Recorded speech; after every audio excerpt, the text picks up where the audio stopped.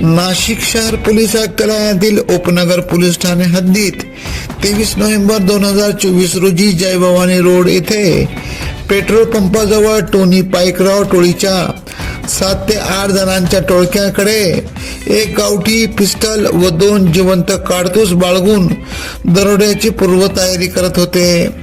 तत्पूर्वी उपनगर पोलिसांनी त्यांना ताब्यात घेतले। त्यामधील रोहित भुरिया लोंढे हा मात्र फरार झाला होता। याबाबतचा शोध सुरू होता। पोलीस उपनिरीक्षक नाशिक रोड युनिटचे पोलीस हवालदार नितीन फुलमाळी, पोलीस शिपाई संजय पोटिंदे यांना गोपनीय माहिती मिळाली असता रोहित भुरिया लोंढे यास सापळा रचत सुंदरनगर देवळली गाव वालदेवी नदीजवळ जेर बंद करत गरमागरम चहा पाणी देत उपनगर पोलीस ठाण्याच्या ताब्यात देण्यात आले।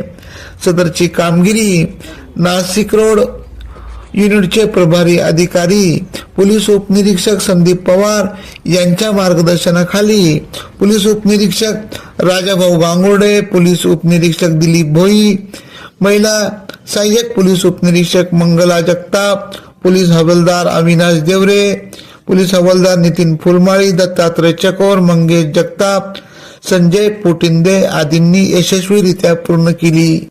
अब हर वारदात पर रहेंगी हमारी